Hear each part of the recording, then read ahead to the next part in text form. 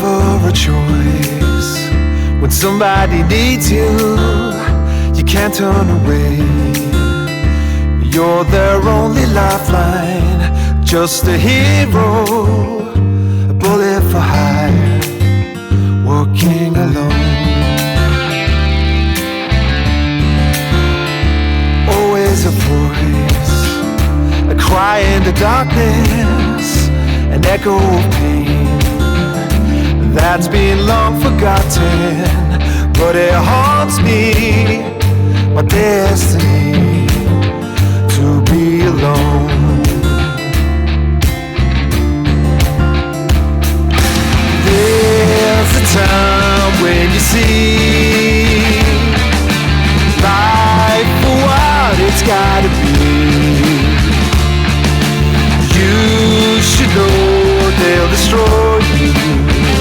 A call to make, to keep searching, walk alone.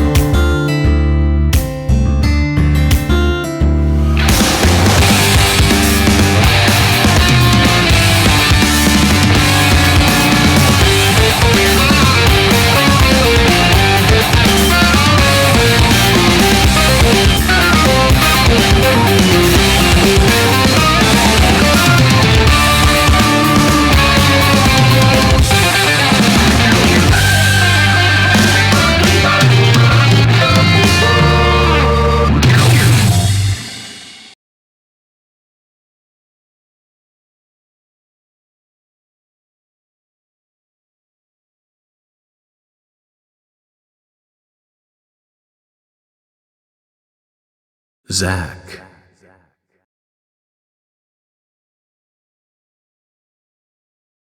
Zach. Can you hear me, Zach?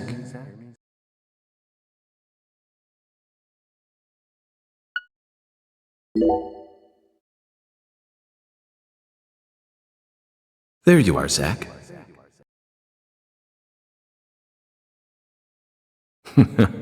Sleeping again? Well, rise and shine. It's time for us to head back out into the chaos.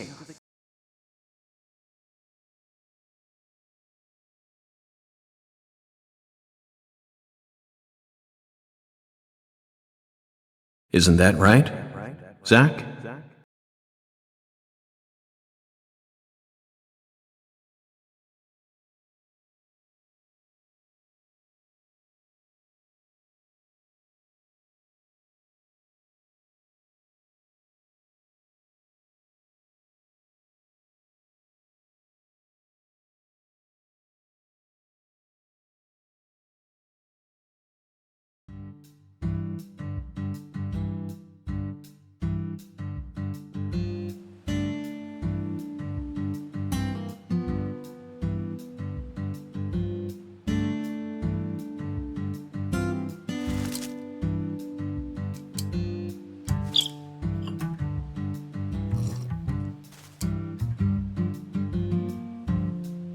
Zach, it looks like she wants us to join her for breakfast.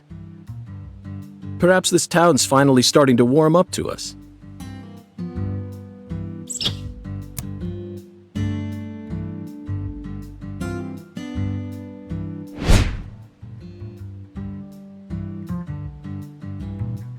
Look at that, Zach. She's welcoming us with open arms.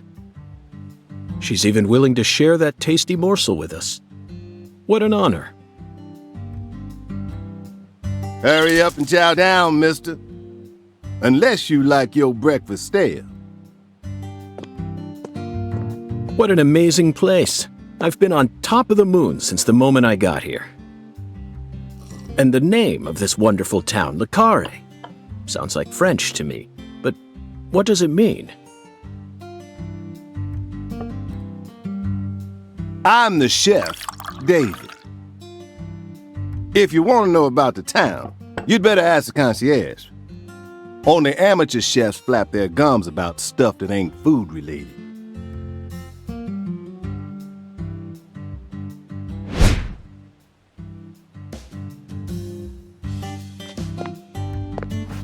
Did you hear that, Zach?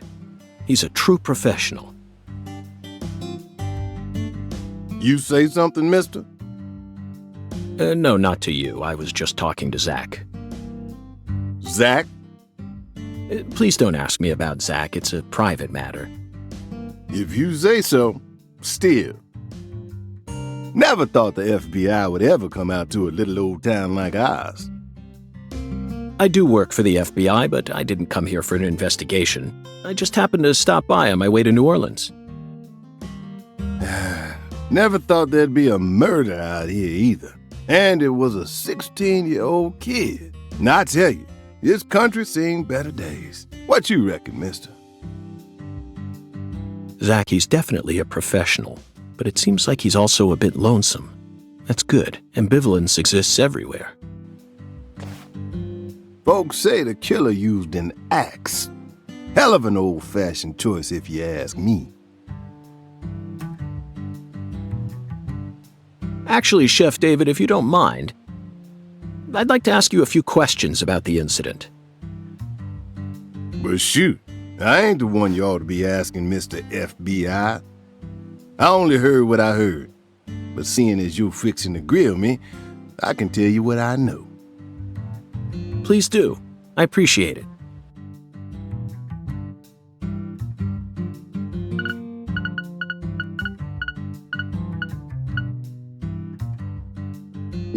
You said the victim was a 16-year-old. Did you know her?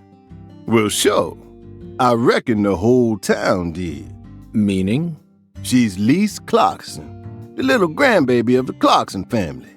The Clarkson family? That's right. You ain't seen they sign on your way in here? The one above that huge cold storage complex. Should have had a dragonfly on it. Anyway, that's the Clarkson family seal. They own most of the land around here, from the sugar plantations right down to the food processing plant. Yeah, I reckon they got a stake in just about everything. They even own the water tower on the edge of town, you know. They're the ones who built up this town, and they still support it.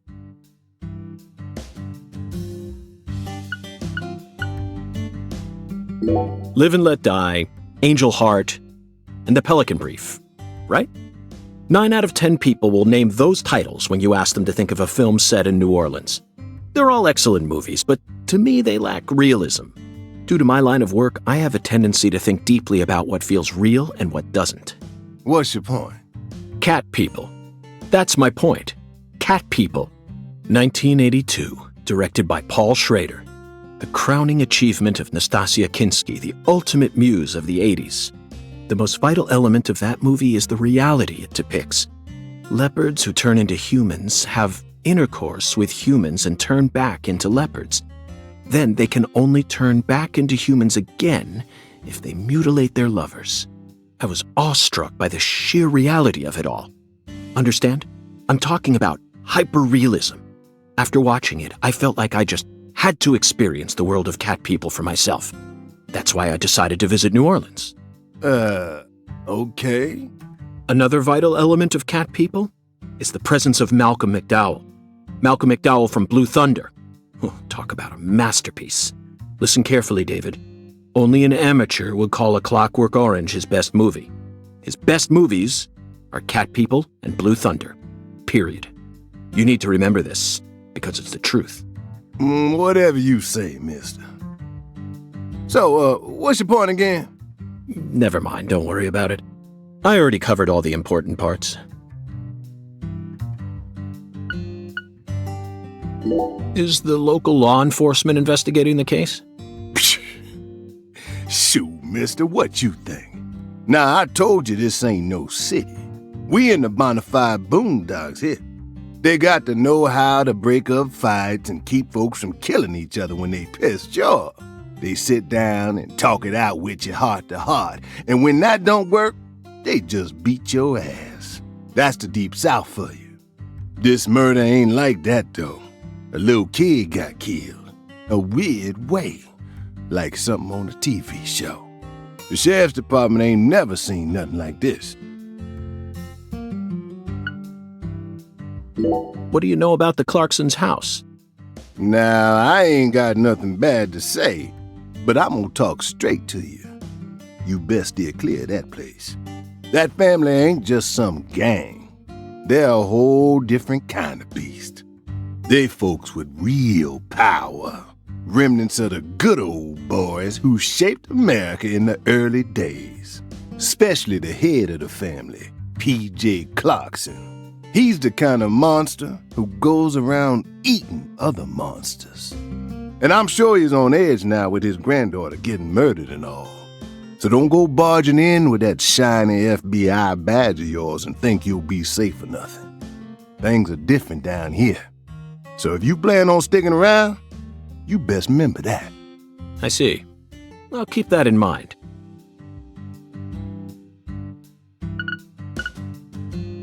When you say it was like something from a TV show, what exactly do you mean? Hey, mister, why do you look so excited, huh? Like a kid asking grandma to read him a fairy tale. I just can't seem to keep myself away from young women who died in bizarre ways. Well, I ain't seen it with my own eyes, but folks say they found the body hanging under a bridge on the bayou. And under that bridge, there was some kind of altar. An altar? Like something they use in black magic. Something horrible. Voodoo? Nah, wasn't nothing like that. Just a weird altar. That's all? Oh, and the body was all cut up in pieces, scattered around the altar like. So she was sacrificed? That's what the fella who discovered her said, yeah. Bingo, Zach. This case has got our names all over it. By the way, Mr. FBI, I ain't seen a car in the parking lot. How'd you get all the way out here, huh? Don't tell me you walked. Well, that's a very good question. Chef David, you've got a sharp eye. It's true that I didn't park my car in your parking lot. Do you know why? Can't say I do. Because it was stolen. Huh? But you with the FBI, right? Even FBI cars can be stolen. It could happen after you park your car on the side of the road and go off to do some legwork. When you're eating lunch, when you're watching a movie, when you're asleep at night, when you're buying cigarettes at the local supermarket. Your car can be stolen anywhere. That's precisely what it means to be an FBI agent. In my case, my car was stolen while I was on my way down here. But no need to worry. I already reported it to the local authorities. And I've also already acquired another mode of transportation. Another mode? Want to hear the details? Not really, but I'll listen if you want me to. Then please do. After I finished my work in Houston, I flew to New Orleans. Then, I rented a car at the airport. Whenever I visit the West Coast, I always rent a convertible, especially in California. But now I'm in hot and sticky Louisiana, so I decided on a brand new hybrid car with a fully equipped air conditioning system. A hybrid car? Oh yes, they're marvelous. Vehicles that utterly defy everything you think you know about cars. Now, in the year 2005, it feels like we've finally entered the 21st century. Stomp down on the gas all you want. The engine won't make a sound. It's silent? At first, I felt like the landscape was moving past me on its own. Give it a few more years, and I'm sure we'll start seeing cars that run purely on electricity. Who knows? In a decade or so, electric sports cars may end up lining the parking lots of Silicon Valley. I can see it now. It's the world of The Last Starfighter, 1984, directed by Nick Castle. It's famous for being the first film to utilize realistic CG, but I couldn't care less about that. See, I was mesmerized by the beautifully refined mech designs. It even made me wish that I could be one of them myself, especially the Gunstar spacecraft. No other sci-fi movie has ever had. So, where'd your hybrid car get stolen? Sorry, I got off topic. I noticed it was missing after I finished my lunch and walked out of the diner. Incidentally, this diner was located at the entrance to a small town just south off the I-10. I went out to get back in it, but my hybrid car was nowhere to be found. I remembered exactly where I parked it, right between a blue pickup truck and a hedgerow. But when I came back from lunch, it had completely vanished. In short, someone stole it. And in its place, they left me this. What? A skateboard. A skateboard? Yes. While I was sliding my lunch into my stomach, someone was busy replacing my brand new hybrid car with a wooden board attached to 4 wheels. Remarkable, don't you think? So then how did you get here? By riding the skateboard, obviously. Why do you look so surprised? No, I couldn't ride the board very well at first. But by the time I hit the 3-mile mark, I'd more or less gotten the hang of it. By the 10-mile mark, I'd even learned to do a few tricks. It was a journey of self-discovery. Not even I knew I had this latent talent sleeping inside me. This summer's gonna be another hot one. It's supposed to get over 95 today. Watch out you don't go getting heat stroke. The Lise Clarkson case needs us. Don't you think so, Zach? The cat people are what guided us to New Orleans. We should be thanking Malcolm McDowell. Once we get home, let's watch Blue Thunder again. I'm already looking forward to it. Aren't you, Zach? Zach, the searing light. These scents. It's the deep south. That was a fabulous breakfast. You're the world's greatest chef. Wait, mister. You didn't take a single bite. Well, the tea was to die for. But I'd prefer coffee next time. What would a morning be without coffee?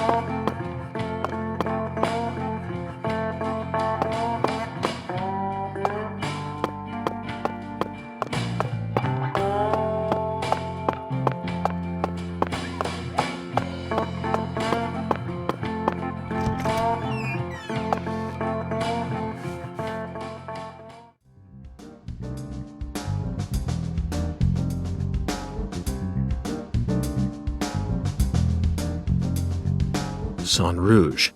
We've been chasing it all over America. But I feel like we're finally on the verge of finding something now. Don't you, Zach? I think it's about time we ordered a new briefcase. Yes, I know this one carries a lot of memories, but it's seen too much. This hole's from the shootout in Tucson. And this stain's from Miami. Miami. Now that was a fascinating case.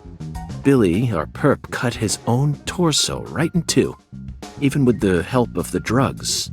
A feat like that still requires incredible mental fortitude.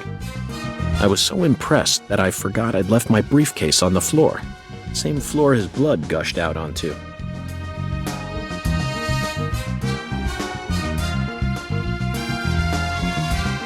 I know, Zach, I know. Now isn't the time for a trip down memory lane.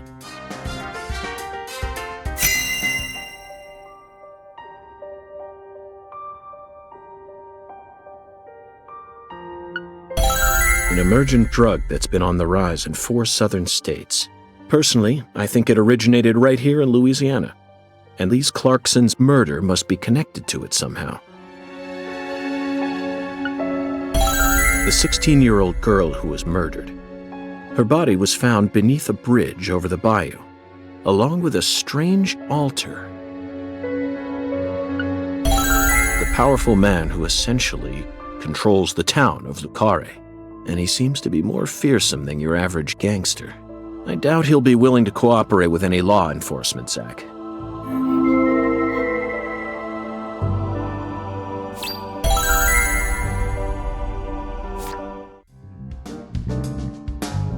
You know, I keep thinking about that movie we stopped to see on our way here, Zach. The Island, 2005, directed by Michael Bay.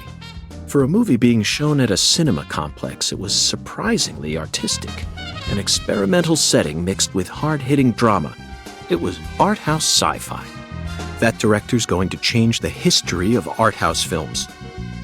Are you following me here? This is another special film that's setting a new standard, just like Star Wars and Blade Runner did. This is a turning point, Zach. You may be witnessing the birth of a vital new word that will soon become a part of film history.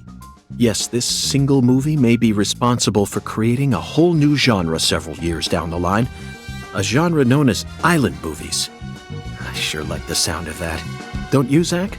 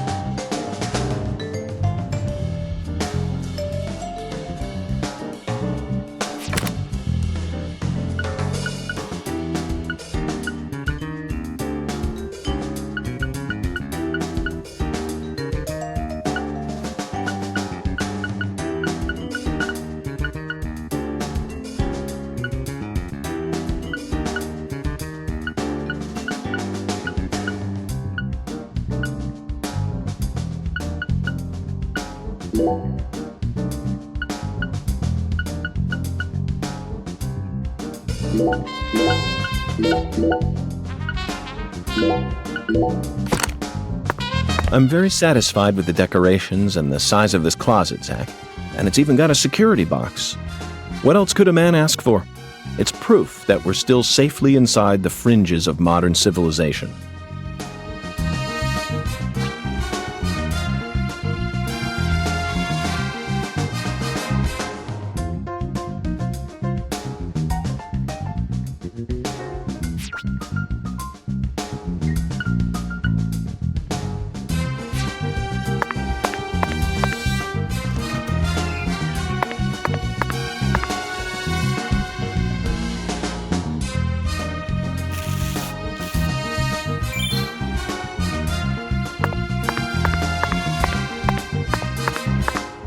Due to the nature of our work, we've had to stay at hotels all over America. But Zach, do you know what I hate most about living out of a hotel? Shower pressure. The shower was invented so that human beings could quickly bathe in large quantities of water, correct? Yet there are far too many hotels in our nation that have showers with embarrassingly weak water pressure. It's an outrage. And I'll keep tooting my horn about this every chance I get, believe you me.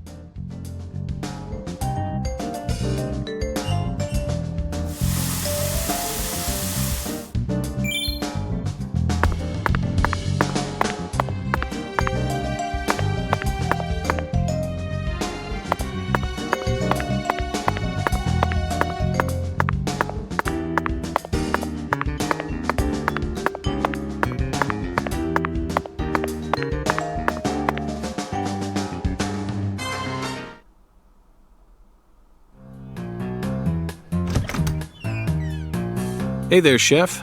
What's cooking? Chef, what are you talking about, sir? I'm the concierge, David.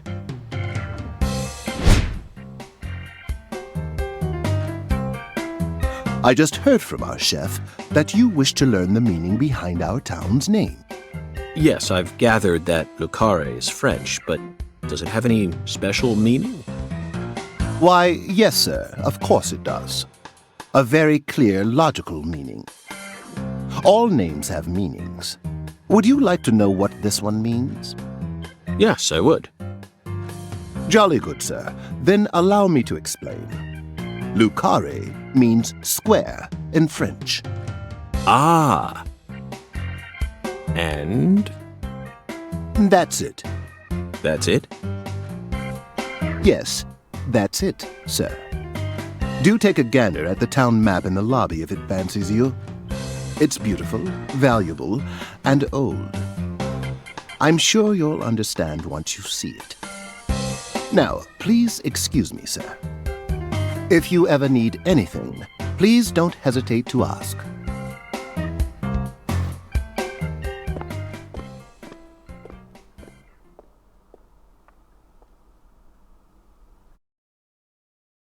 Did you see that, Zach? That was clearly David. Not a twin, not a split personality, just the work of a true professional. It's bizarre, but I can understand it. Remember what they say, the job makes the man.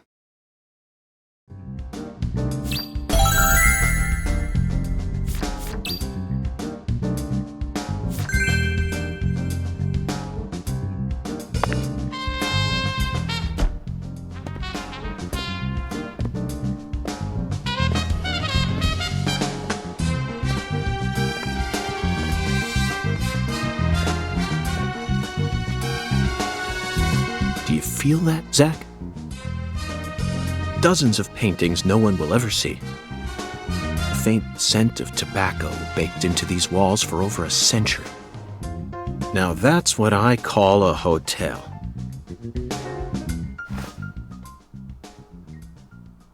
Zach, can you see him? His fashion sense is beyond me, but he appears to be a gentleman. Perhaps we should talk to him.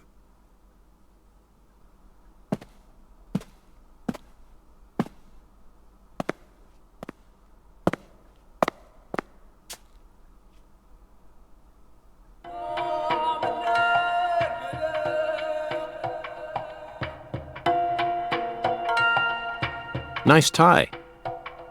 Did you buy it here?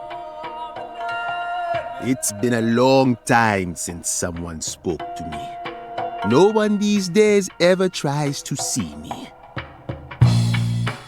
They can see what's far in the distance, but are blind to what's in front of them. No. Maybe they're only pretending not to see. That's what civilized society does to people. Exactly. Ever since mankind got their hands on civilization, they zoomed away at a frightening speed. Zoomed away from what?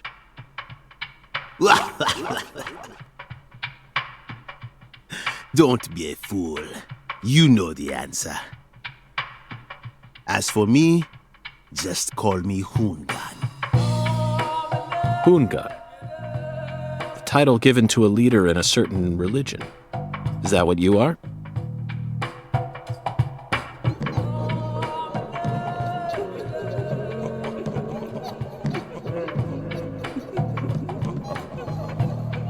Do you comprehend the oracle?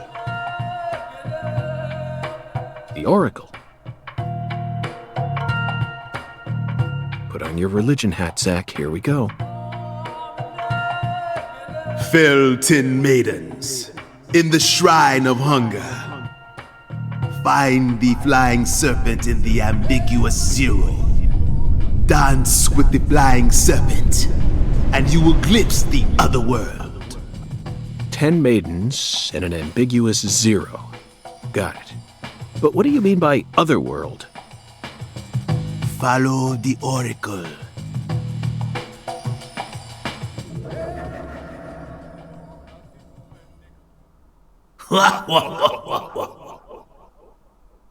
Zach, did you hear all that?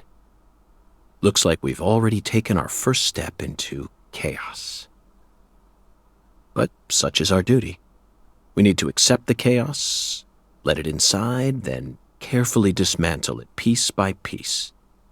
And after we've put all the pieces back into their rightful places, the truth will reveal itself. Let's capture the truth and present it with a shiny pair of silver bracelets, Zach.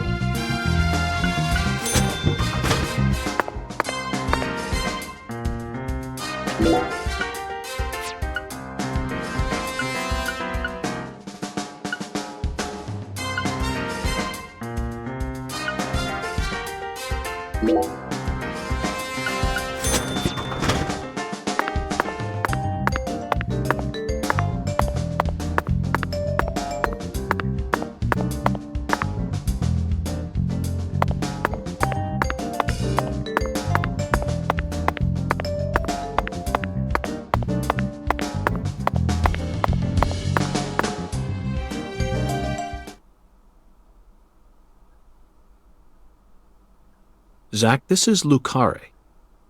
I think I'm finally starting to understand what our concierge was trying to say. You can tell this town was built by a very methodical person. No, wait. Maybe they just didn't care, and that's why it ended up this way. It's just another symbol of mankind's obsession with molding nature to fit our own rules.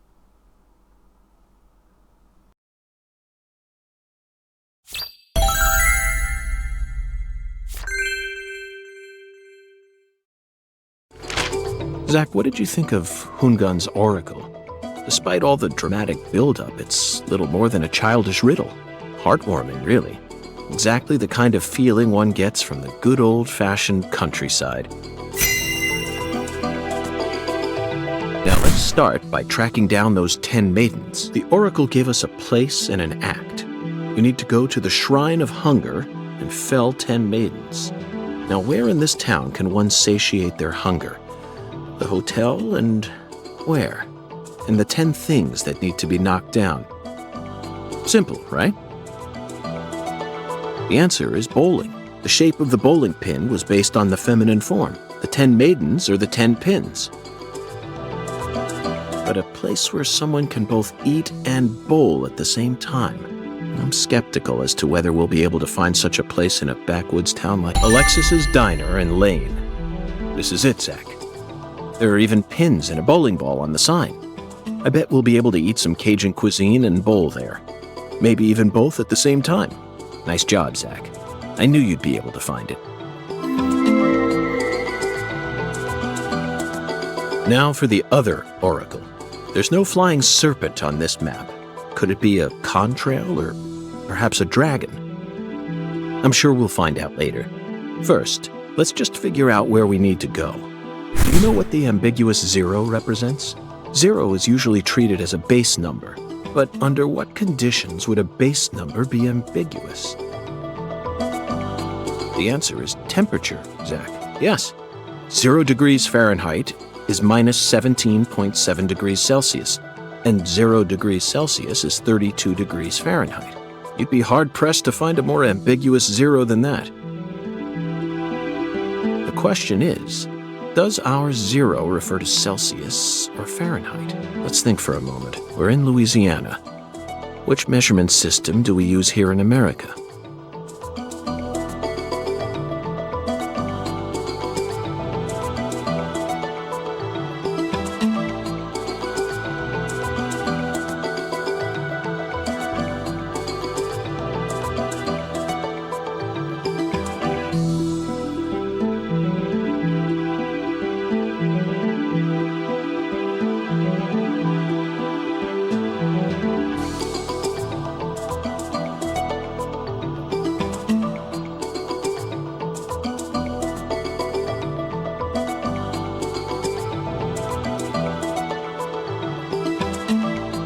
Very funny, Zach. Now it's time to get serious. You already know the answer, don't you? Do you know what the ambiguous 0 represents? 0 is usually treated as a base number, but under what conditions would a base number be ambiguous? Very funny, Zach. Now it's time to get serious. You already know the answer, don't you? Do you know what the ambiguous 0 represents? Very funny. Now, do you know what the Clarkson Food Delivery Services cold storage warehouse? That's got to be it. Even with this blazing sun in the sky, they can easily keep the temperature below freezing. Be honest now, Zach. You knew the answer from the very start, didn't you?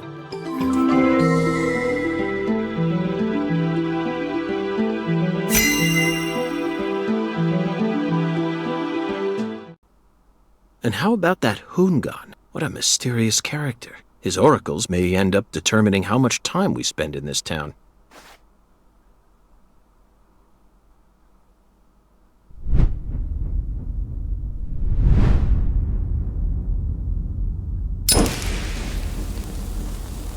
Sorry, boss, but this is a smoke-free hotel.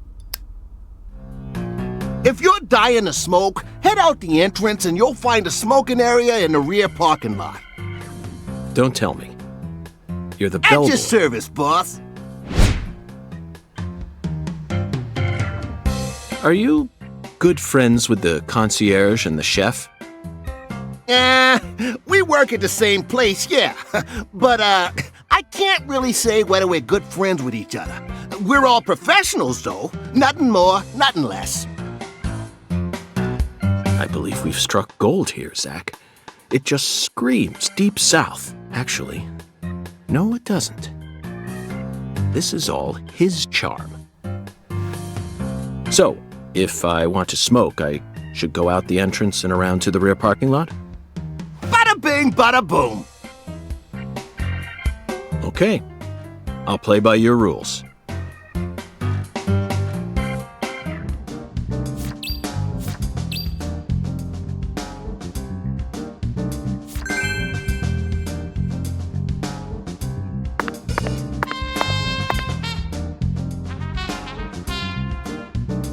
You can tell this town was built by a... No. Wait. Either way, this town clearly for a perfect symbol. Yes.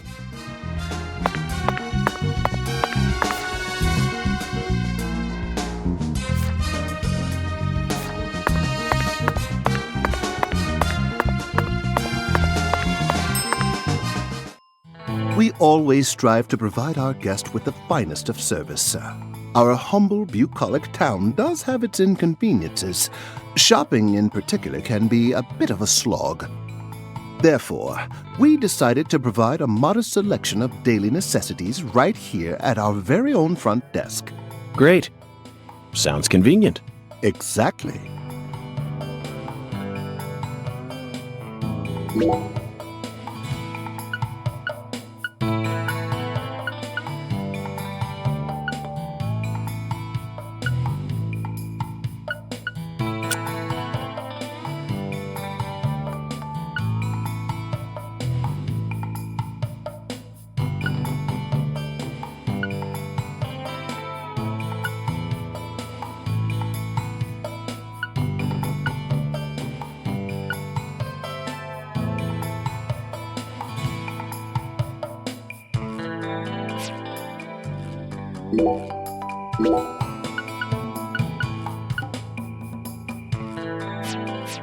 Serving you is my greatest pleasure, sir.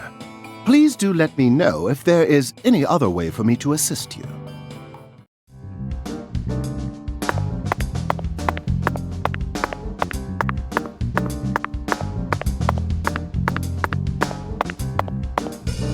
Hiya, boss. How can I be of service?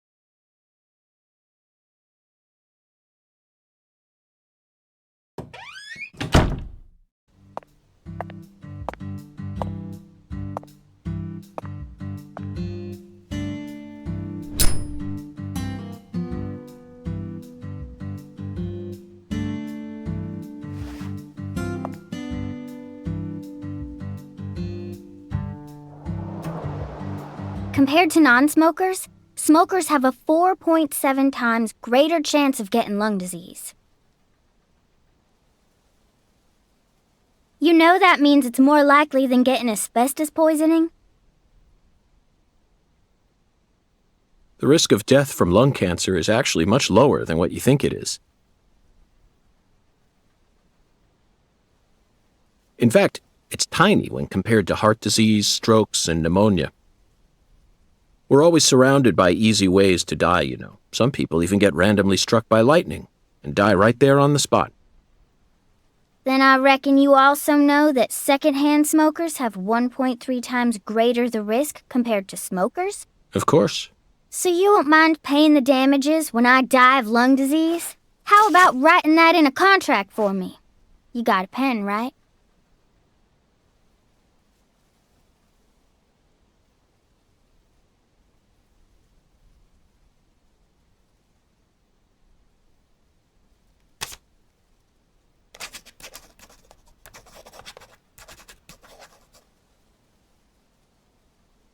I promise to protect you from all the evil in our world. Well, that's stupid. By the way, what's your name? FBI Special Agent Francis York Morgan. Please, just call me York. That's what everyone calls me. Is something wrong with you? Adults ain't supposed to act like that. I only asked for your name so I can write it on the contract. You should have been able to figure that out if you're a real FBI agent like you said. Come on, sign here. Right here on the paper. Just as I thought, Zach. This contract paper, it's a Sang Rouge wrapper. Sang Rouge is here, too. This must mean that Sang Rouge is connected to the Lise Clarkson murder case somehow. This is a sprawling case that spread across the entire South. It's within our jurisdiction, Zach. We'll need to steal the right to investigate from the local authorities at once. By the way, miss, what's your name? Patricia Woods. But I gotta write my name myself, or else it won't be a real signature.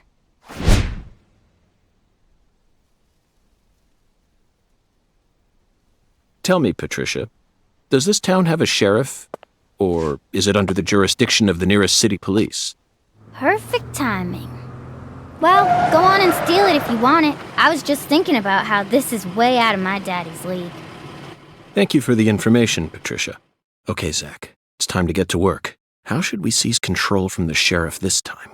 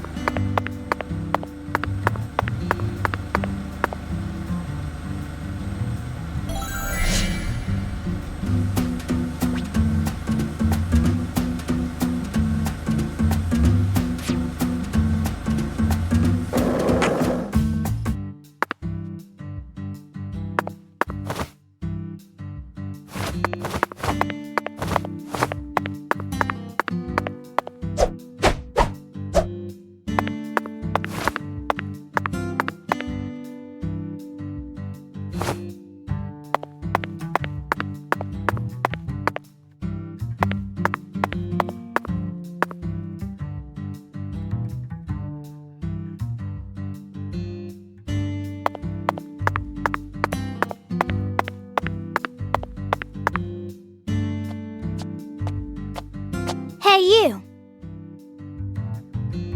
You ain't secretly cutting kids up and sticking them into jars while you work as an FBI agent on the surface, are you? Or using your FBI connections to sell kids to child trafficking organizations? I've arrested people who've done both, but I've never engaged in either of those activities myself. Of course, I have imagined doing such things in order to learn more about the psychology of the criminals I deal with. It was just a joke. Why are you getting all serious? And don't tell me what you imagine, or else I'll get scared of you for real. Hey, can I come with you? You signed a contract with me, remember? And besides, I'm kind of worried about my daddy. Do whatever you like. This is America, land of the free. But I have one condition. What condition? Don't ask me about Zach. It's a private matter. Zach, it feels like she's carrying something with her. Kind of reminds me of you back when we first met. I can't leave her alone like this. You feel the same way, don't you?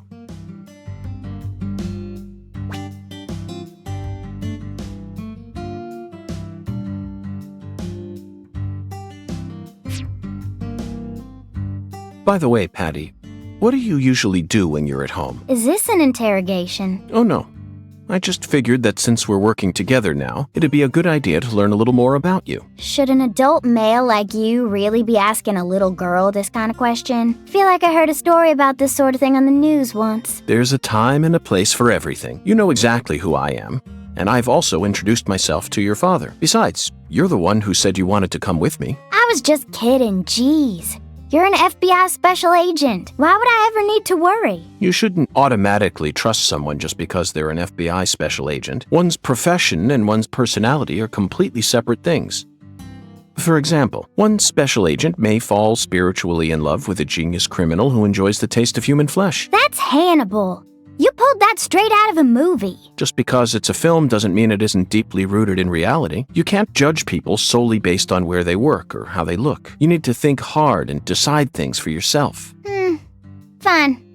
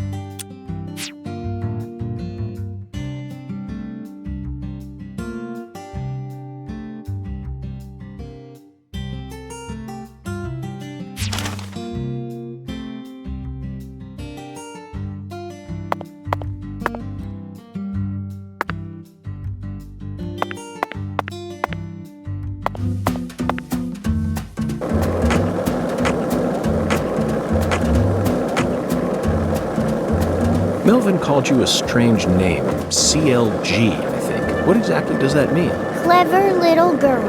That's what it stands for, at least. It's nice that he made up his own nickname for me and all, but it sounds kind of weird. I wish he'd call me something normal, like just Patricia or Patty, you know? Patty? Now that name's got a ring to it. I like it. How about Zach and I call you Patty from here on out? Do whatever you like. Weird. You're heading to the warehouse, right?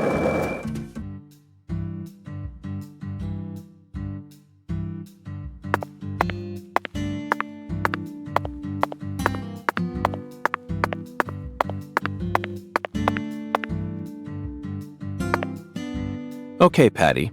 I'm going to try asking you that question again. What do you do when you're at home? I watch TV and look up stuff on the internet, I guess. Ain't much else to do when you're out in the middle of nowhere. Really? For some reason, I envisioned you working hard to take care of all the chores around.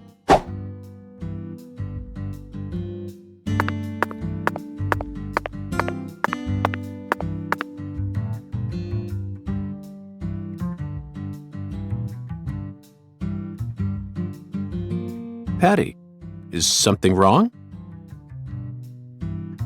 I got something to say. When I first met you in the hotel parking lot, you mentioned Saint Rouge, right? If you want to find it, maybe you should track down Professor R. Professor R? Yeah. Professor R owns the jazz bar on the other side of the bayou. How do you know that? Because. Because, huh? Interesting.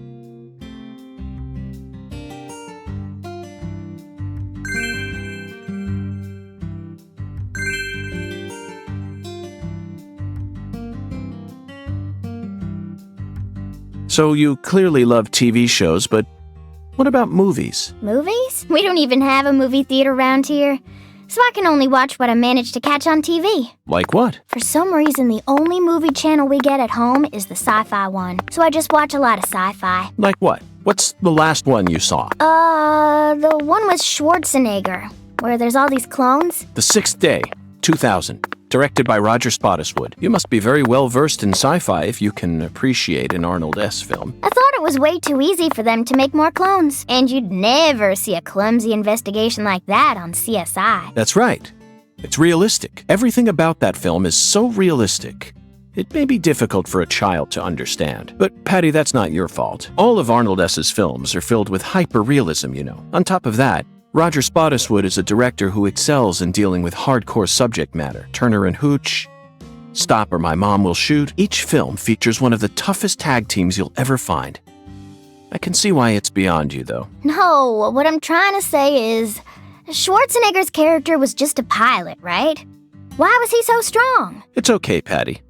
You don't need to try and act like an adult to impress me. I didn't understand the charm of Arnold S. films when I was your age either. You need to take your time and slowly reel the film in. Do that, and Arnold S. will greet you with a big, warm smile. Whatever, just stop calling him Arnold S., okay? It's irritating me. Zach, she's at a sensitive age. We both know full well that this is the official way to refer to the film star, but she isn't used to it, so it's bothering her.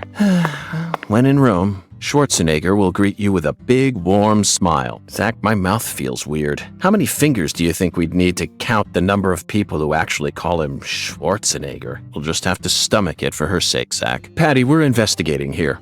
I think it's about time we cut the chit-chat and got back to work. What? You're the one who brought it up, and you hardly even let me say anything.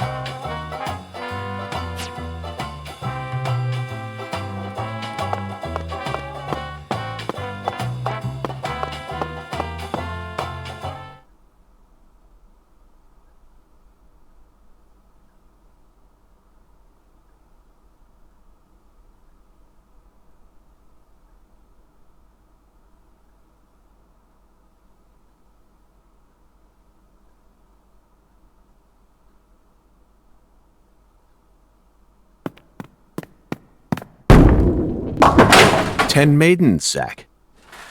Let's topple their hourglass figures and complete this oracle once and for all. Oh, my Lord. I don't believe I've seen you around here before. Sorry, honey, but you can't smoke in here. Since you're with Patricia, I'm guessing you're some friend of Melvin's. He's Agent York from the FBI. This is Alexis, the owner of this restaurant. I'm helping out Agent York in his investigation.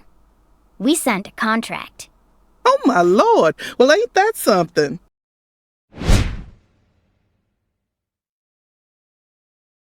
I'm FBI Special Agent Francis York Morgan. Please, call me York. Everyone's always called me that. Oh, my Lord. Well, that's got to be the strangest introduction I've ever heard. No wonder everyone in town's been talking about you.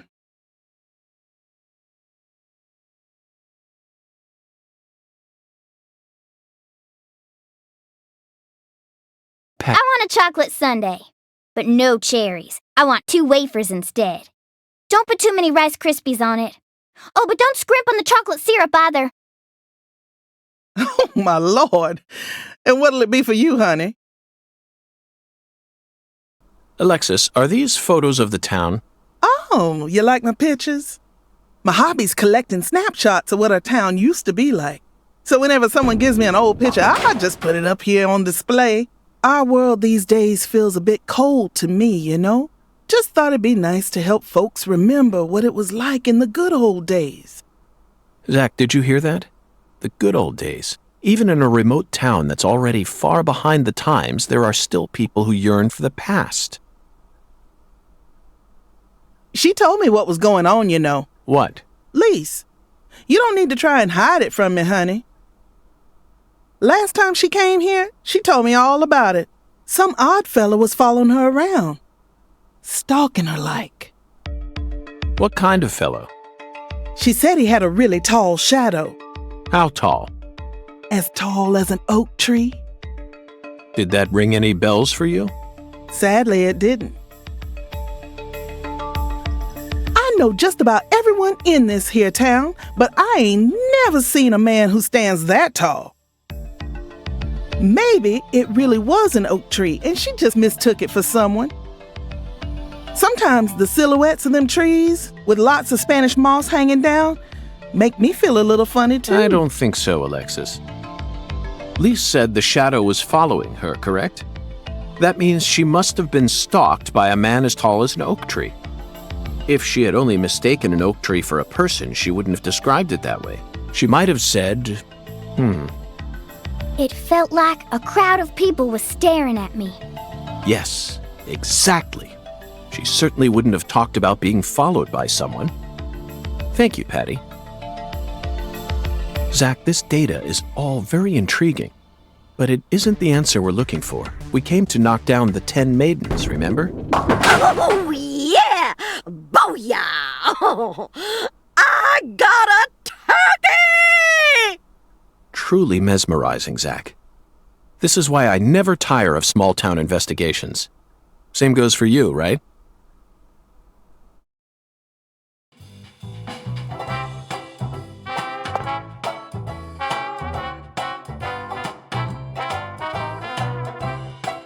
Agent York, if you're fixing to bowl, you're gonna be disappointed. Mrs. Carpenter never lets anyone else use the lane while she's here. Patty, that's exactly what I came to do. You see, Zach and I need to bowl down 10 maidens. Fine, go on and try if you wanna, but I'm gonna eat my sundae. Hey! Are you nuts? What's the most addictive drug in the world? How should I know? It's sugar, Patty. Far more people die from obesity and diabetes than from cocaine and heroin. Alexis, would you give her some milk? Oh, my Lord. Coming right up, honey. Sugar might be dangerous, but it ain't against the law. You got no right to take that from me, even if you are some FBI agent. Actually, Patty, I do. We signed a contract, remember? I promised to protect you from all the evil in our world. Hey! delicious. What an amazing chocolate sundae. Zach, I think we just uncovered an incredible treasure here. I feel like I could eat one of these every day while we're in this town. Oh, what?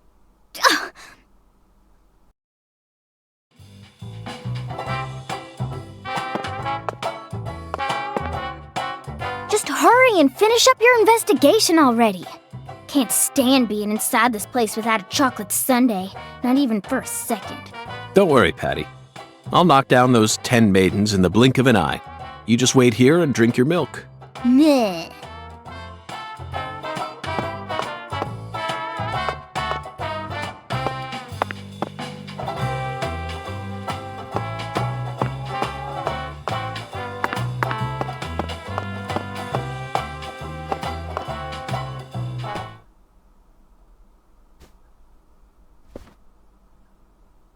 Excuse me, ma'am.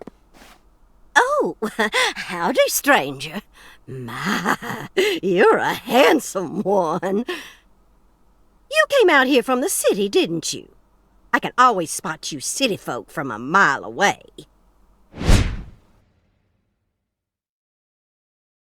I'm FBI Special Agent Francis York Morgan. Would you mind calling me York, ma'am? Oh, so you are from the FBI. I thought as much. So sophisticated. Well, my horoscope in the paper today told me I'd be meeting someone new. And those horoscopes never miss. They're the real deal. Well, one even predicted when I'd bowl my first perfect game. Oh, no! Oh, could you stand a bit closer to me? Whew, that was a close one. If you move any further that way, you'll cast a shadow over the lane. Well, the sheriff did that once, and something horrible happened. The next time I bowled, I got a gutter ball. First time in 12 years. I was mortified. And I am going to make sure nothing like that ever happens again. In our world, some routines lead to good things, while others only lead to the bad. So, you mustn't ever cast a shadow over the lane. Is that understood? It's her routine, Zach. Understand? Just like us and coffee. Incidentally, ma'am, would you mind letting me use this lane too? I'm investigating the Lise Clarkson murder case. And I need to topple 10 maidens, no matter what it takes.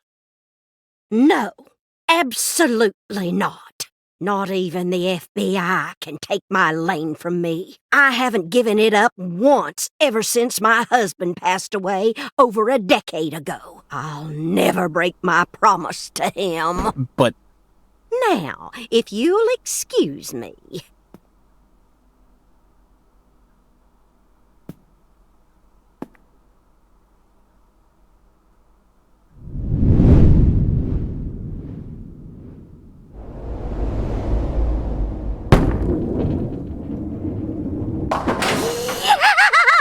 Ooh, you like that? That's what I'm talking about. Who's your mama? Zach, it looks like negotiations have failed. Now I'm afraid we have no choice but to force her to let us use her bowling lane. Yes, I know. I won't do anything illegal.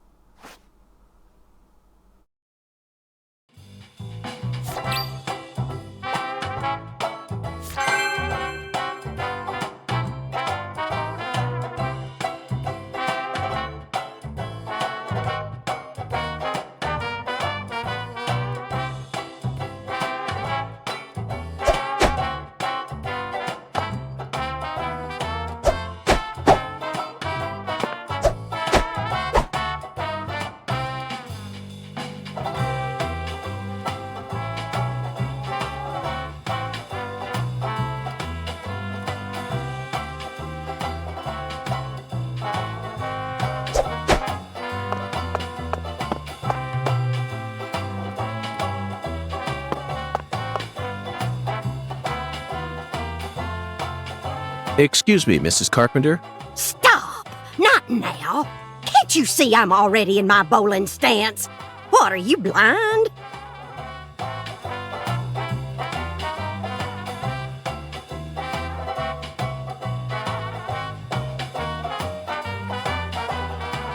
Holy mother of bowling balls, let me pick up this split.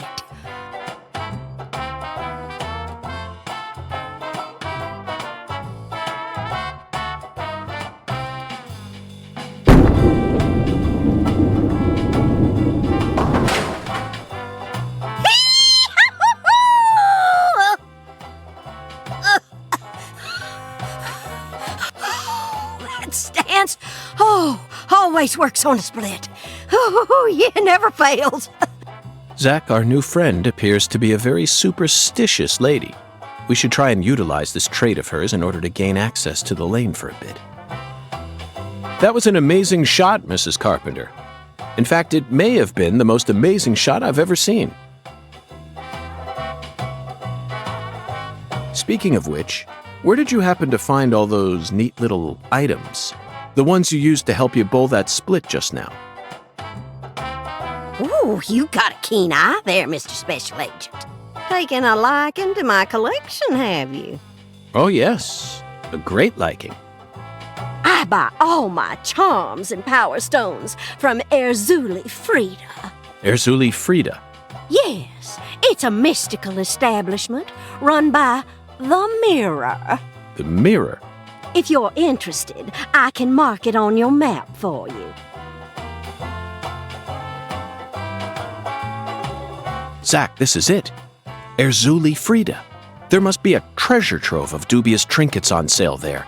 We may even be able to find something capable of changing her mind. It really feels like we're in the deep south now, doesn't it?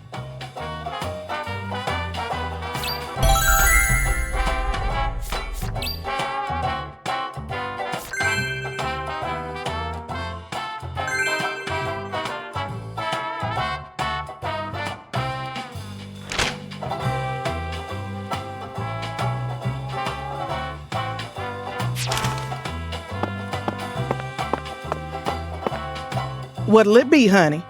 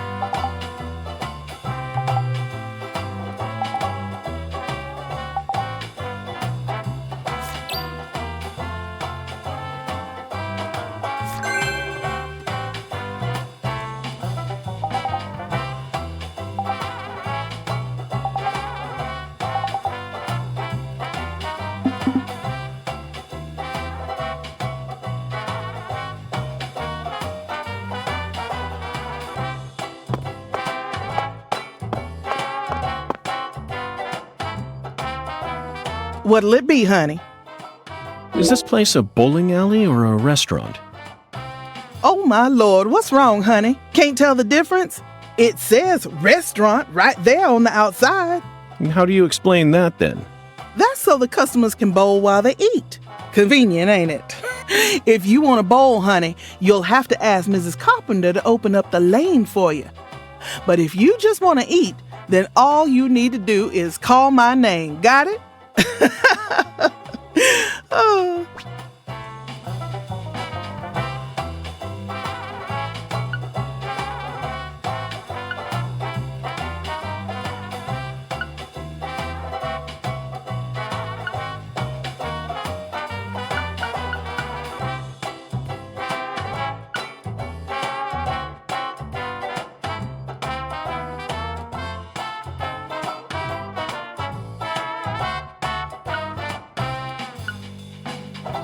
Come back anytime, honey.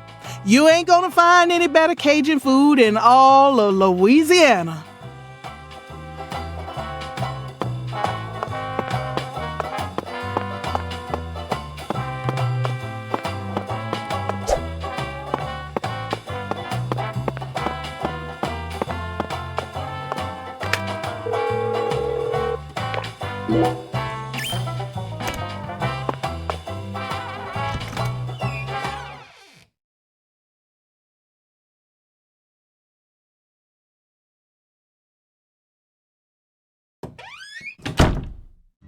I thought you came here to bowl. Yes, I did. Then why are you leaving? You gave up on trying to convince Mrs. Carpenter to let you play? No, Patty, neither Zach nor I have given up on anything. We're just going to stop by Erzuli Frida. Erzuli Frida? What do you want with that place? What do you know about it, Patty? It's a dumb store that sells stupid voodoo charms and even stupider souvenirs. No one who actually lives here would ever be caught dead there. Daddy even told me to steer clear of it. And why is that? 'Cause they sell guns? You mean Erzuli Frida is a gun shop? It's kinda like a gun shop and a voodoo shop had a baby. A voodoo shop? Thank you, Patty. You just helped me make up my mind. We're going to use the power of voodoo to help us steal the right to use that lane.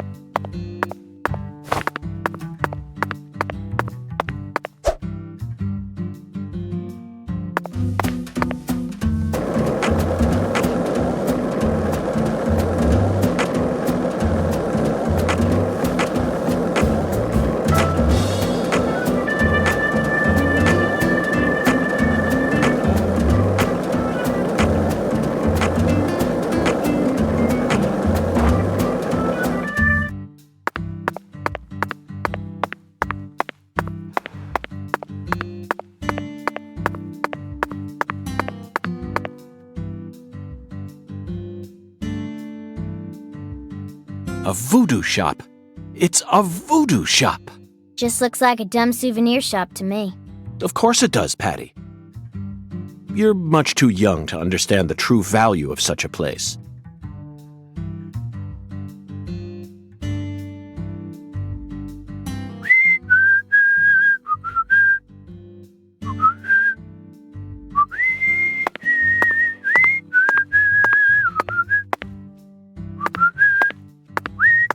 That melody always gets stuck in my head. Yes, it's a devilish song, isn't it? Just be quiet.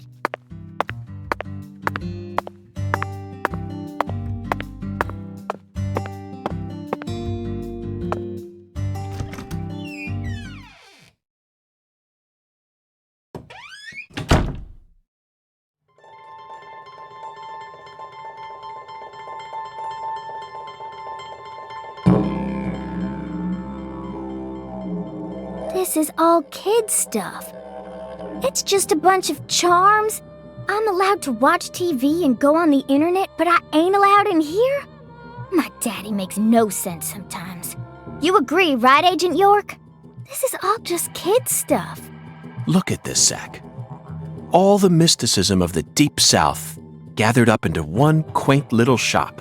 This is 100 times more exciting than the FBI evidence vault. It's a vast treasure chest. So much to study, so much to learn.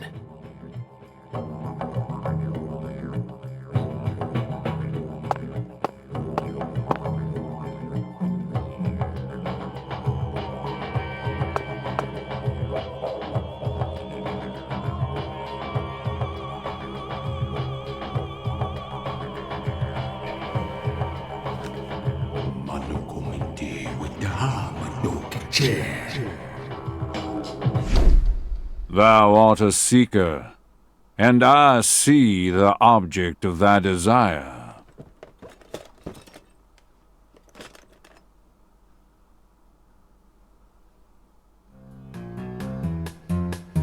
Doth this be what thou seekest?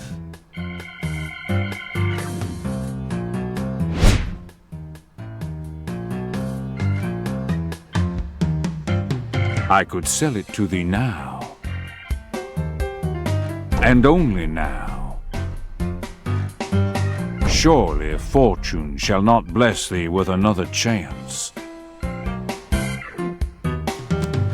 Purchase this, and know that thy wishes shall be granted.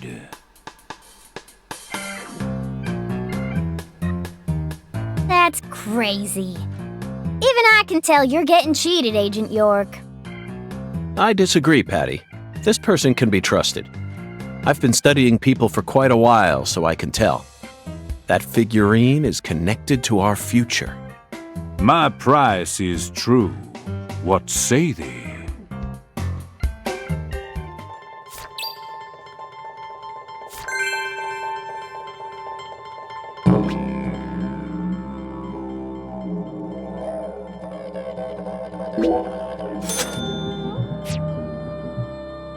I'll buy it.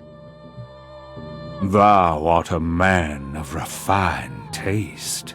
I am loath to part with it, but 'twould be a fool's errand to keep it from such a keen-eyed soul. What's wrong with you? No normal person would ever buy a piece of junk like that, not even at a garage sale. Marvelous, isn't it, Zach? What a treasure. I can't wait to use it. Use it? Where? How? Isn't it obvious, Patty? I'm going to put it in front of Mrs. Carpenter's house.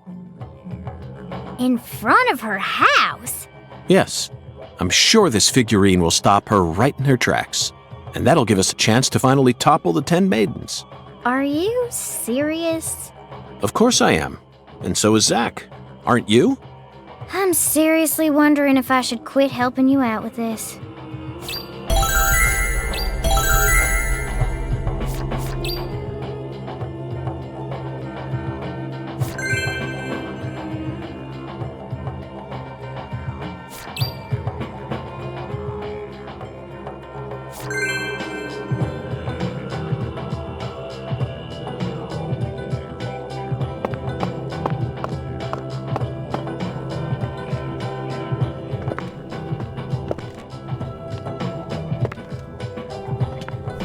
Whoa.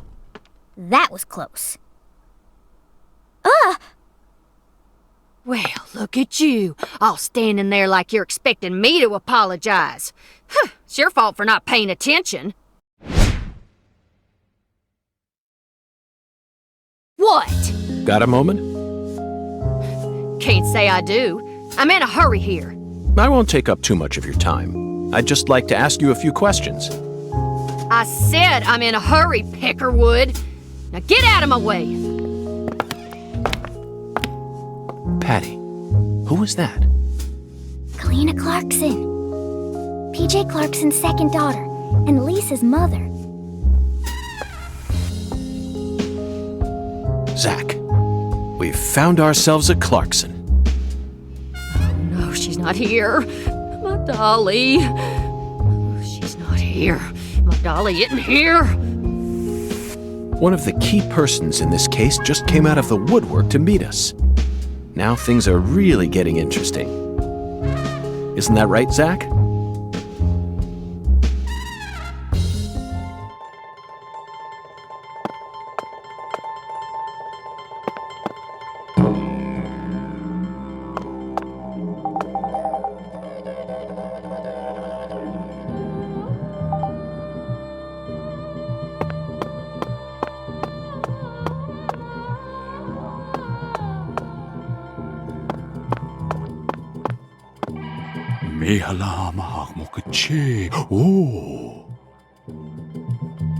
Verily, much shall serve thee well here.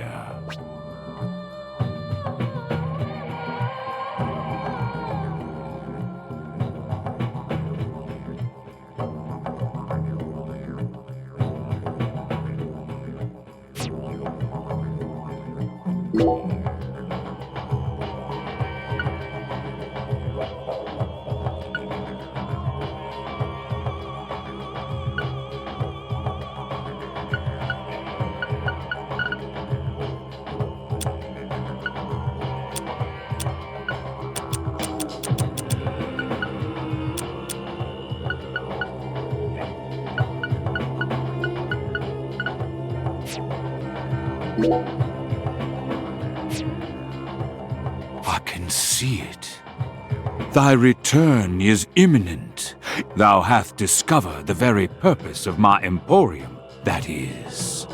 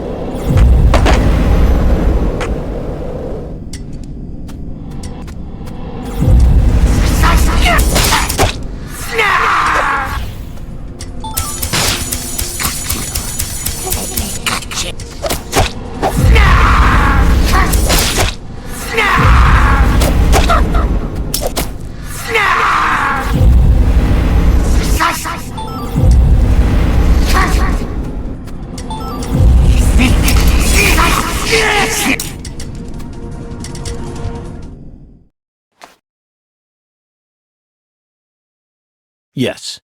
Perfect. Oh, my dear lost lamb, what are you doing there? Oh, this? This is all part of the Lise Clarkson murder investigation. Something important, hmm? Oh, yes. Very important. I'm FBI Special Agent Francis York Morgan. Please call me York. That's what everyone calls me. But what should I call you? I'm Tyrone Sanders, pastor of the Carré Evangelical Church. And what business does a pastor like yourself have in a place like this?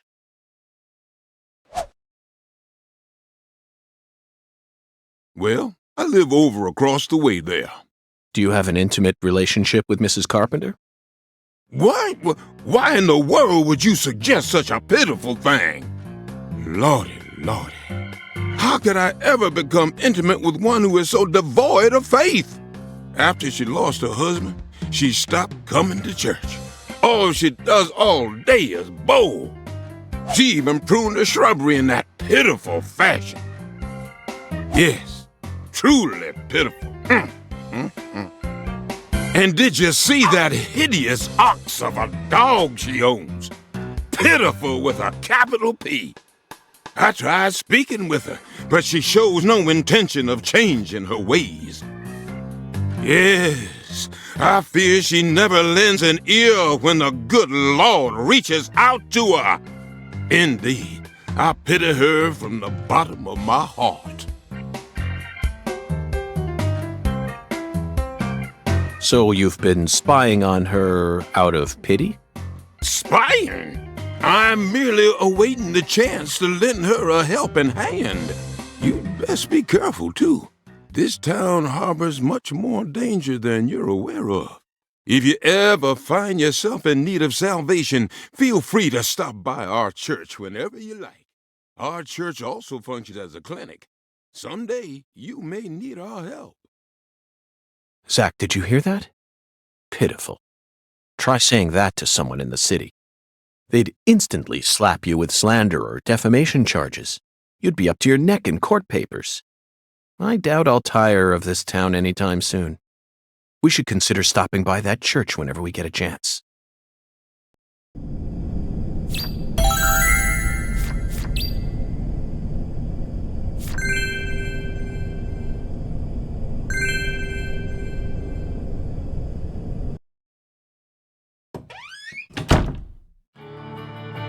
Sorry for the wait, Patty. Whatever. Is Mrs. Carpenter here? No, she hasn't come in today. Everything's going according to plan. It's time to knock down the 10 maidens, Zach.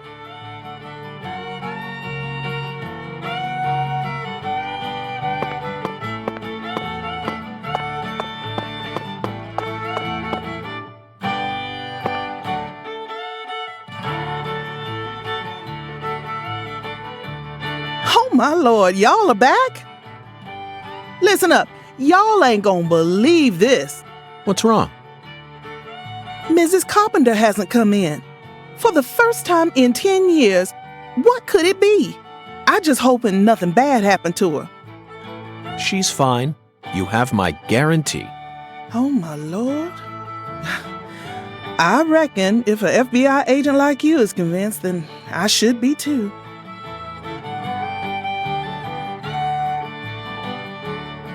What did I tell you, Patty?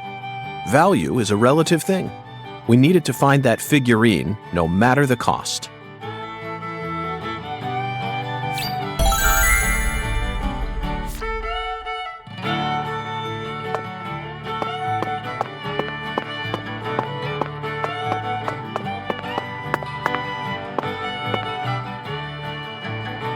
You really wanted to bowl that bad?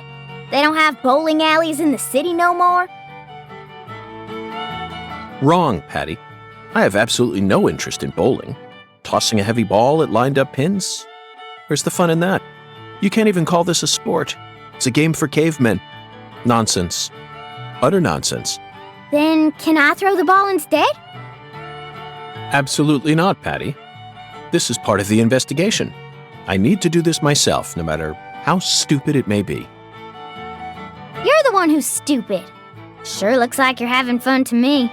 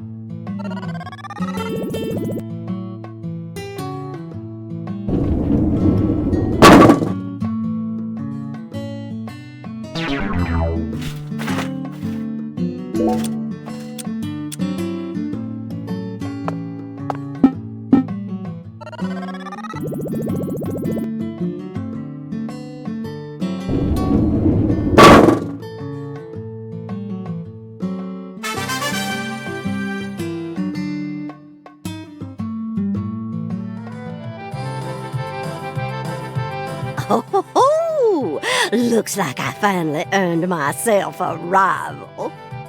That was just a stroke of luck, Mrs. Carpenter. Despite how I may seem, I've never been any good at any of the ball-based sports that exist here on our planet. Oh, no, you can't fool me. I can tell the FBI's giving you very special training.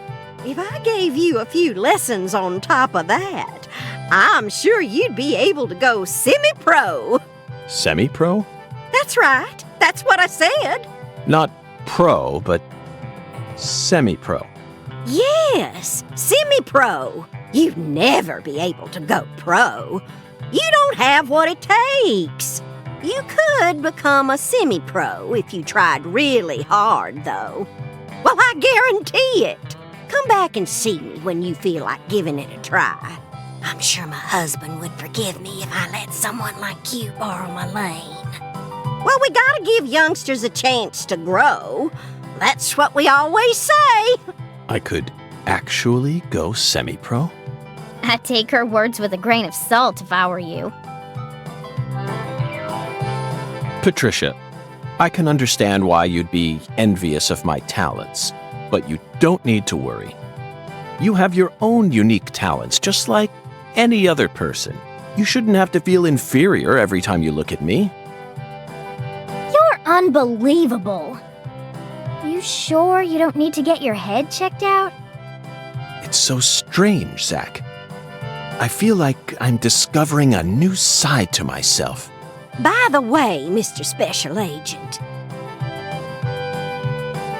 you said you're investigating the Lise Clarkson incident, yes? In that case, there's something you should know. That poor girl, Lise, she was a druggie, and she was into the really bad stuff. Red powder.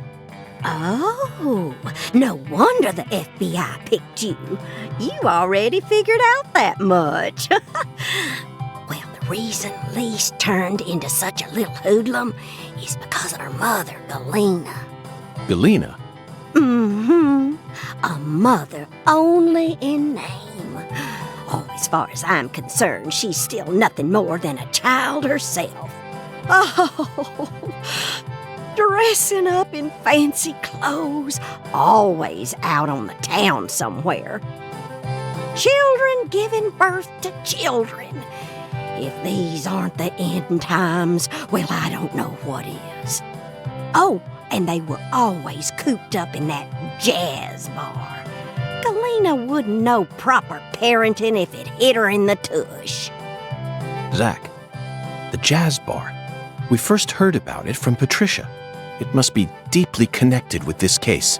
And the red powder. It must be Saint Rouge.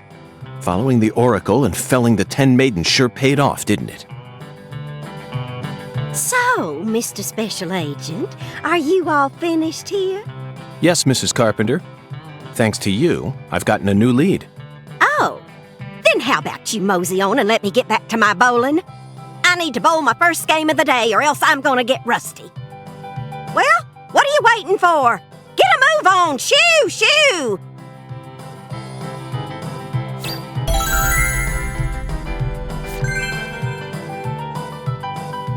Felling the 10 maidens proved to be a more difficult task than it seemed, Zach. Next up is the ambiguous zero. Let's head to the cold storage warehouse and catch that flying serpent.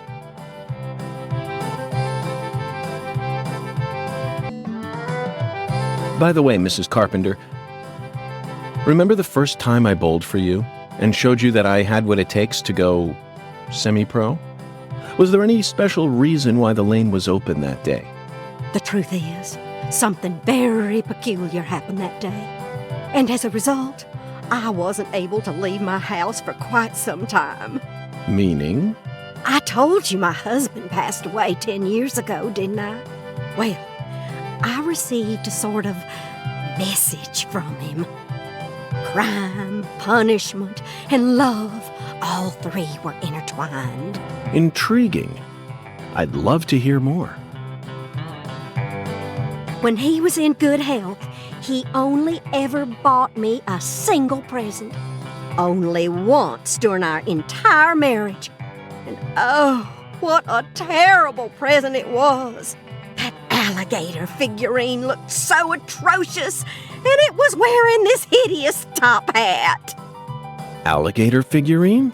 Oh, honestly, I just hated it. But that was the only present he ever gave me. So I put up with it and kept it in the house. Then, when he went up to heaven, I figured I finally had a safe chance to get rid of it. So I buried it along with his coffin. You threw it away? Yes, but I regret it now.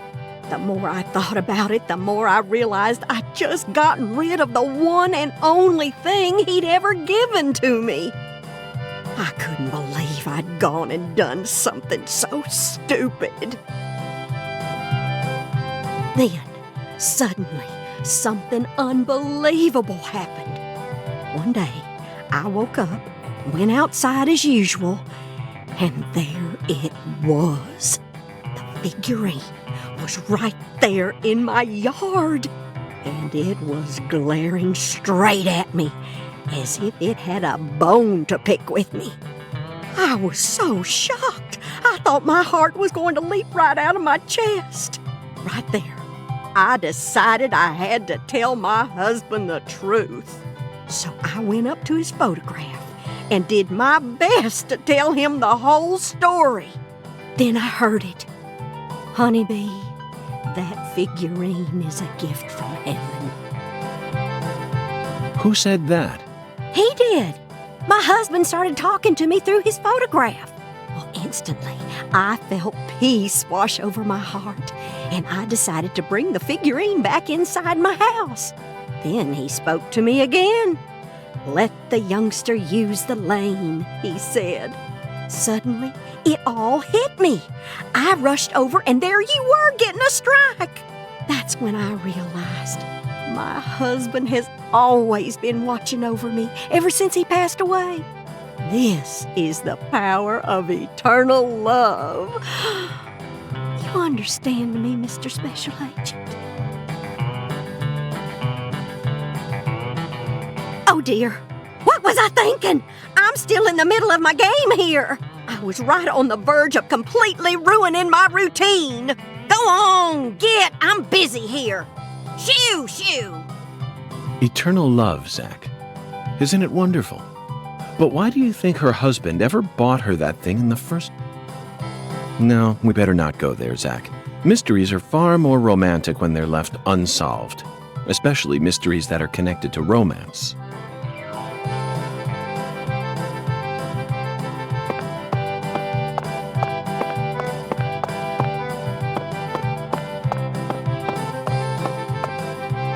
What'll it be, honey?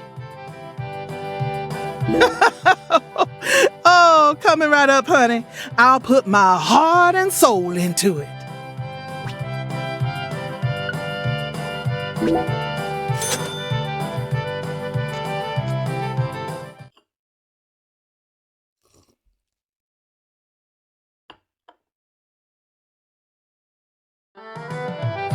So, what do you think of my Cajun food, honey? No complaints here. No wonder you call this restaurant the best Louisiana's got to offer. Oh, my Lord. Ain't that nice of you? I'm sure glad to hear you like Cajun flavor. It's nothing like that Creole food. And I'll be damned if it isn't the best eating you'll find this side of the Mississippi. Hold on just one moment, Alexis. I always thought that both Creole and Cajun food were staples of the South. Am I misunderstanding something? Not at all, honey.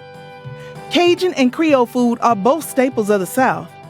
They both have roots in French cooking, of course. But Creole cooking just ain't my cup of tea. Sauces of France combined with cooking methods brought in from Africa, mixed in with Spanish influences and Italian-style tomato sauce. When you smush all that together, you can't even tell what it is no more. Cajun food is pure and solid. The Acadians who settled in Canada brought it here from France in the 1600s. Then the British chased them off their land and they ran all the way down here. They walked straight across America, north to south. Finally, they found a safe haven right here in southwest Louisiana. Woo! We got everything you'd ever want here. Fresh fish, wildlife, even veggies and fruit. They used their knowledge of French cooking and added some spice and herbs. And then they threw in fresh local ingredients to create what we know as Cajun cuisine. Interesting. Now I understand what you mean about the Cajun and Creole food being completely different. But I still insist that both are shining examples of delicious local food. Roots and history aren't that important, are they? Oh, my Lord. You don't get it, do you, honey? Lately, there are shops all over the place calling themselves Cajun, Creole, or whatnot. But all they serve is a hot mess of different ingredients loaded with spices. And the tourists ain't none the wiser. I just hate feeling like folks are getting the wrong impression about Cajun food. I get it now. According to your interpretation, Creole food is contributing to that wrong impression. You bet it is. That's why I always make sure to teach all my customers what's what.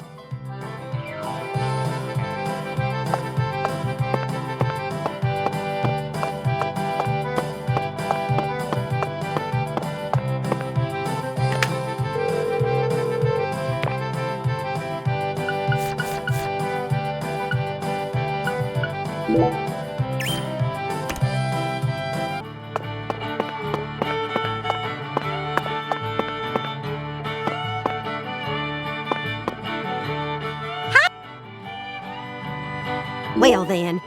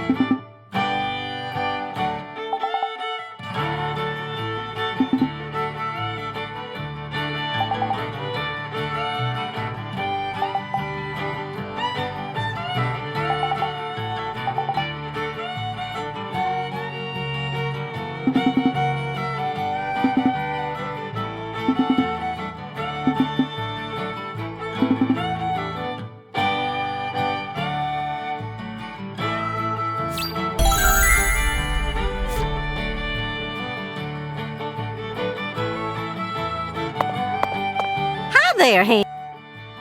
Well then.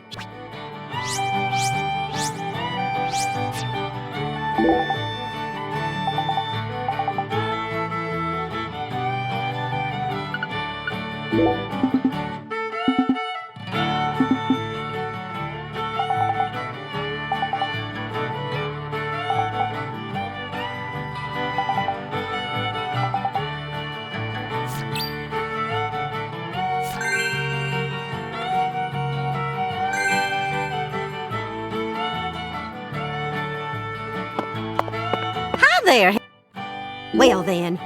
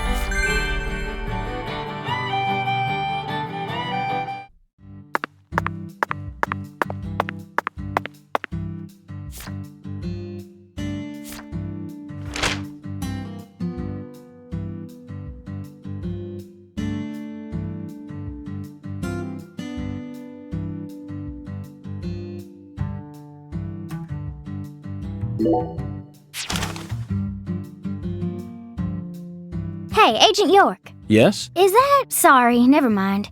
I think I was just seeing things.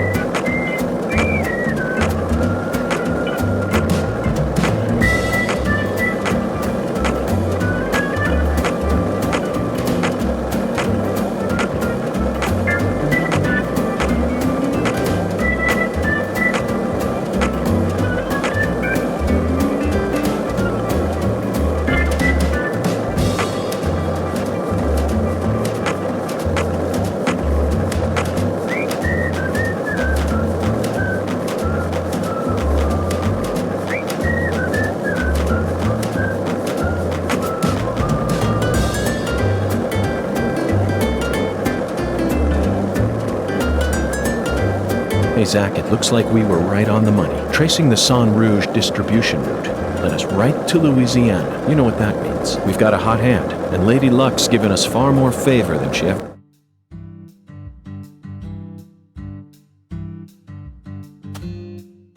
It's a beautiful day, Patty. Really? Seems kinda normal to me. Now that you mention it, yes, it is a normal day. I just felt like saying that. What? You know, sometimes you really get on my nerves.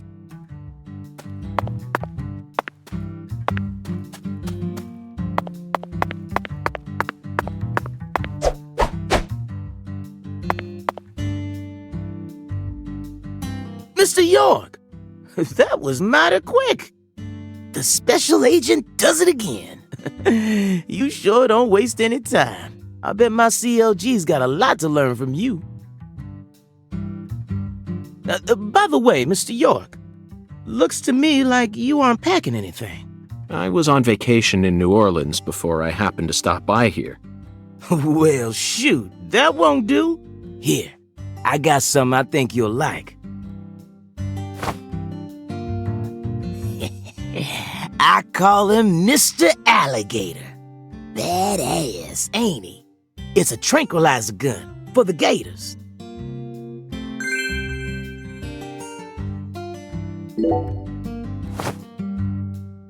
And here's a radio. With this, you don't have to worry about any expensive roaming fees.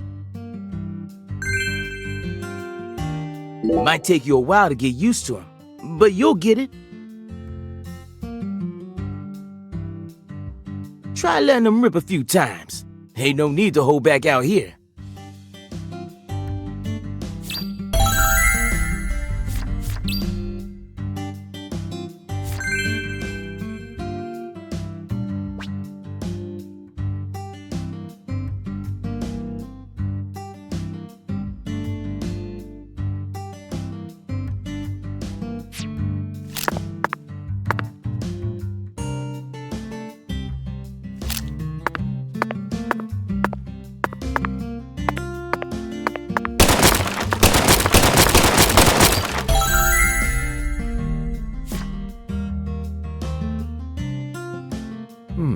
Now this is an intriguing weapon.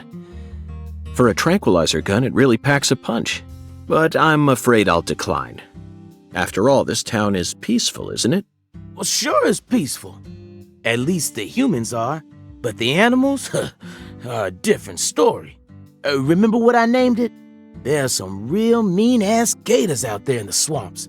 And every now and then, they wander into town. One of them even went and ate a kid once.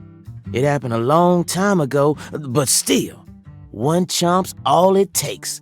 They swallow down every last bit of you. Poor kid's parents didn't even know what to put in his coffin. The worst part is, that taught the gators just how tasty we humans are. So now, those suckers just attack on sight. Man-eating crocodiles will feast tonight. In Blood Swamp! You know he's fibbing, right? Gators don't attack folks. I never heard about no kid getting swallowed by a gator. Actually, Patricia, you're wrong. I'm what? Alligators do attack people, and it could happen in any town. Huh? Alligator, 1980. Directed by Louis Teague. It takes place in the Midwest, I believe. A teenage girl's pet alligator gets flushed down the toilet. Then, in the sewer, it feeds on the corpses of dogs that were used as test subjects for an experimental growth formula. After growing over 30 feet, it finally starts to go after humans. It's an extremely edifying movie. Back when I first saw it, I had a pet hamster. Hey, Agent York. What's your first order of business? You're in charge now, remember? Well said, Patricia. I nearly lost sight of my true goal. Melvin, I couldn't help but notice the name on the side of that truck. This facility is connected to the victim, isn't it?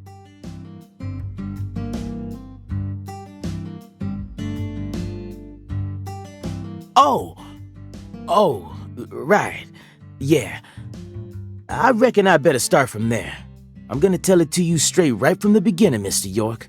As you guessed, this warehouse is run by the Clarksons. The victim's father, Danny Clarkson, is the one who manages the whole place. Okay, but why did he choose to store her body in his own warehouse, right? Well, that's because there ain't no other place to store it. Our town has a clinic inside a church, but no morgue. Whenever someone kicks the bucket, we just bury him in the graveyard right outside of town. But not this time. We got a murder on our hands this time. We need to give Lisa's body an autopsy and keep it stored, right? So we had no choice but to rent out a corner of this warehouse. I see. So that's what led to the ingenious choice to store the victim's body in a facility that her family owns. Anywho, this is where the real story begins. Truth is, a few days before you got here, Lisa's body went missing. Missing? Yeah. All of a sudden, poof. Did you leave the warehouse unlocked? I most certainly did not. I locked the whole place up and made sure no one could get inside. No one stole the original key, and I couldn't find any fingerprints at the scene.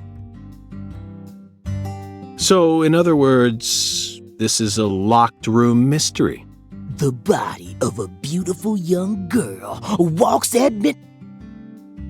Hey! All right, CLG. Reckon I should have told you about this earlier when you first said you wanted to come here.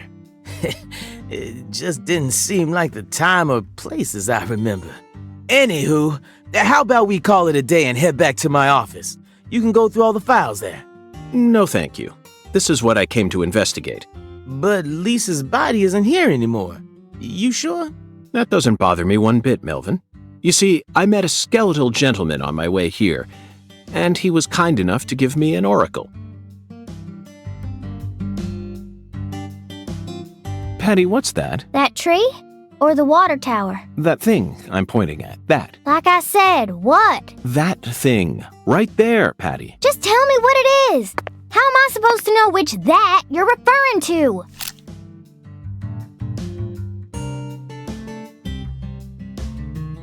By the way, Patty, what do you usually do when you're at home? Is this an interrogation? Oh, no. I just figured that since we're working together now, it'd be a good idea to learn a little more about you. Should an adult male like you really be asking a little girl this kind of question? Feel like I heard a story about this sort of thing on the news once. There's a time and a place for everything. You know it.